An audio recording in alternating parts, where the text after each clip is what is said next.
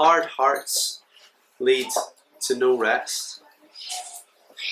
God's rest for his people was how the promised land was described, a place of safety from enemies and enjoying God's goodness, flowing with milk and honey.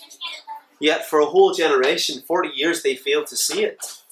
And even when they entered it, they failed to take it fully under Joshua. They failed to fully obey the Lord.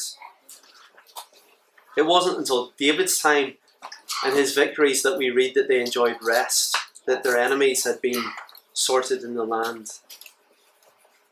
Their sin threatened their rest at each point along their way. Ours does too. And yet Jesus, this morning we heard those words, didn't we? He promises us rest. He takes that burden from us. Come to me, all who are weary and burdened, and I will give you rest. Our hearts go astray, but we all, like sheep, have gone astray.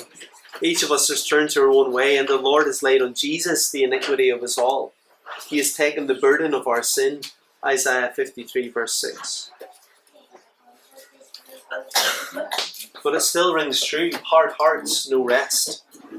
Hebrews 4 verse 1. Therefore, since the promise of entering his rest still stands, let us be careful that none of you have been found to fall short of it.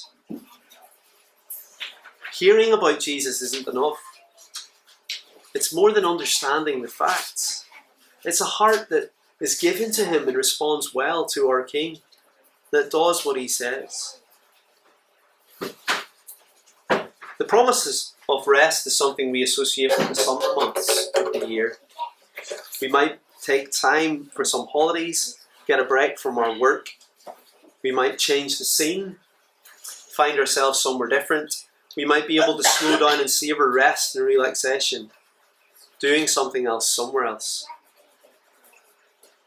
And there are certainly echoes in that of Sabbath, where we read in the scriptures of how God instructs us to take a break from work and to rest. But sometimes I think we might rely on holidays or times apart too much and be disappointed when they don't deliver to us the deeper rest our hearts long for and Jesus alone can offer. Tim Chester talks about binge resting, is what he calls it, where we might be prone to overwork the whole year and then think that some holidays will set us right again. We can often think of rest as taking time out, retreating, or something passive.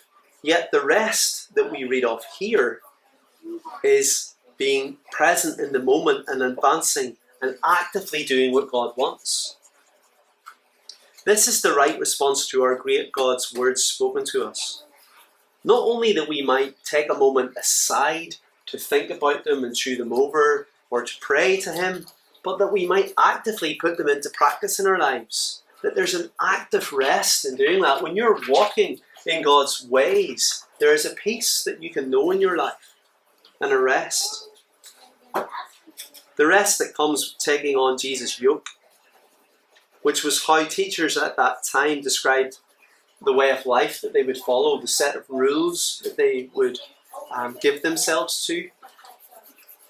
And rather than the religious rules that we might take on ourselves to make us right with God, yet only weigh us down when we fail to measure up, Jesus offers a different way.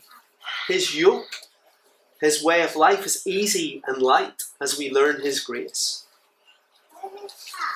So even if you're finding it difficult to find the right time and way to take holidays or to find rest at the moment in your life, be encouraged that Jesus offers us a deeper rest.